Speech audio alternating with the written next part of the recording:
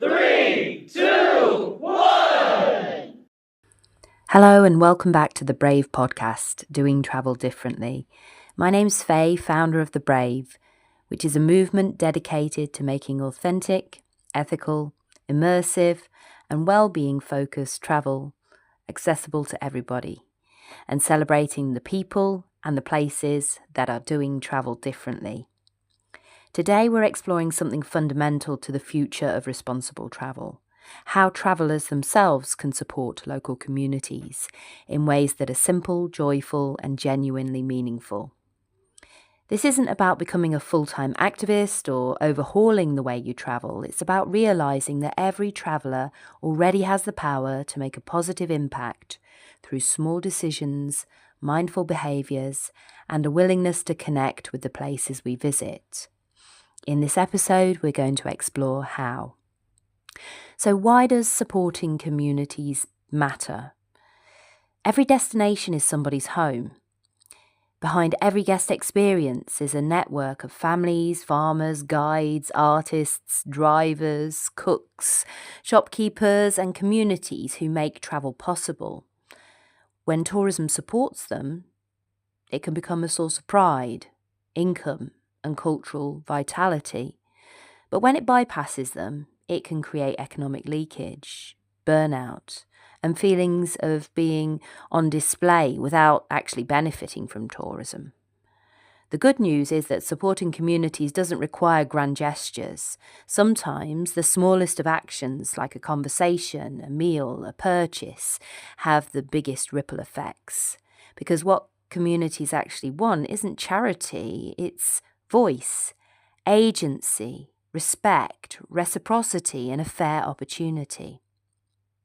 Some of the clearest examples of community empowering tourism come from the Brave Advocates themselves, and I'd like to take a moment to welcome to our gang Borneo Outreach, which is our newest Brave Advocate. And they design deeply immersive adventures, jungle trekking, mountain ascents, cultural encounters, but the real magic actually lies in their business model. Every stay provides income to local homestay hosts, cooks, guides and artisans. They build capacity and confidence, helping communities take the lead in their own tourism initiatives. They preserve traditions like cooking, weaving and indigenous forest knowledge, and a portion of every booking funds youth and community projects. Their message to their guests is simple: come with respect, come with curiosity, support local, be kind to nature and share your story so that the community can thrive. And this is what community support looks like in practice: partnership, not extraction. Another beautiful example comes from another one of our advocates, Route on Wheels. Founder Vivek Rauthan recently returned from their Janasur Bawa village tour, an experience that takes travellers into the heart of India's ancient villages. Here, guests connect with families who've preserved centuries-old traditions. They learn about farming, food, festivals and indigenous knowledge. They share stories, walk through orchards and witness everyday life in a way that big city India no longer shows. And this kind of tourism reminds us that community support isn't always financial. It's also about honouring identity, validating heritage and giving people a platform to be seen and a voice to be heard. There are many global examples of doing travel differently and particularly integrating and involving and benefiting community well. Beyond the Brave Advocates, there are some inspiring examples.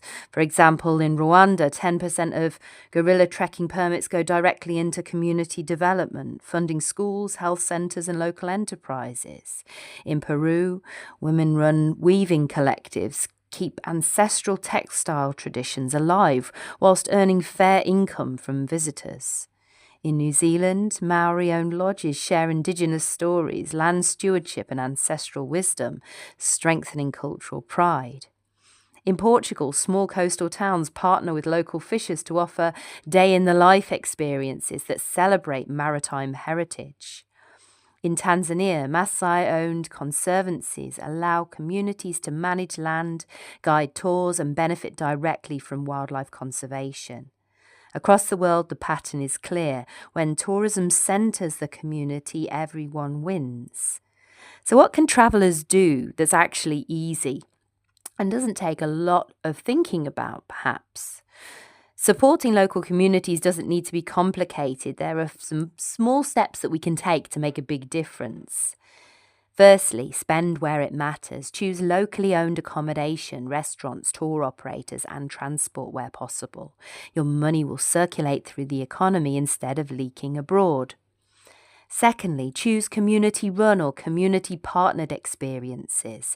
Whether it's a weaving class, a walking tour, a food experience, or a homestay, choose experiences where income goes directly to people who live there. Ask respectful questions. How long have you lived here? What's special about this tradition? What would you recommend I try? Curiosity builds connection. Fourthly, try and learn a few words of the local language. Simple greetings show respect, and it opens doors and hearts. Fifth, buy handmade, not mass-produced. Support artisans by buying directly from them. You're not just buying an object, you're investing in a skill, a story, a livelihood. Try to avoid poverty photography. Always ask permission before taking photos of people. Dignity matters more than content. And finally, leave no trace. Be kind to nature, their home, their community. Refill bottles, avoid waste. Tread lightly in fragile environments. And none of these require any extra budget or extra effort, just the intention. So what can the industry do? It's not just travellers who play a role in this. The industry must step up too. Here are ways operators, hotels and brands can support communities meaningfully. They can hire and train locally, build confidence and skills from within. They can develop shared ownership models, give communities a stake in the enterprise. They can share stories, not just slogans. Communicate how you support local people, not just that you do. Co-create experiences. Work with your communities to design tours that reflect their voice and give them power and agency. Value traditional knowledge. Cultural wisdom is an asset, not a marketing tool.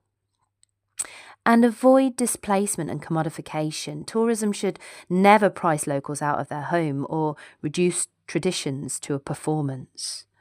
Tourism should really be a tool for empowerment, not extraction. Let's consider the Brave ethos, which is all about partnership and respect. Everything we do is grounded in community support. Our Brave stays are integrated into their local areas, from buying produce nearby to hiring local support and tradespeople and protecting local heritage. Our Brave advocates, from Borneo to Nepal, India to Malaysia, embody the belief that tourism should nourish the communities who host us. And as travellers, our greatest responsibility is not expertise, but attitude. Go gently, listen deeply, spend thoughtfully, and let people tell their own stories. Let's aim for a shared future. When we support local communities, we honour the truth that travel is not a one-way exchange. It's a relationship, a partnership, a shared journey.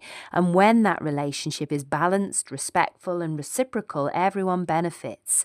Travellers, hosts and the destination itself. Supporting communities isn't about doing more, it's about being more aware, more open, more mindful and more connected. So I hope that's given us all some food for thought and for reflection.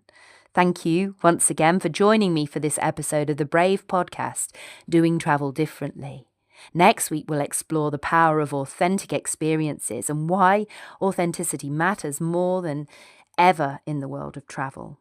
And until then, travel bravely, travel kindly, and remember, small choices and small actions can make a world of difference.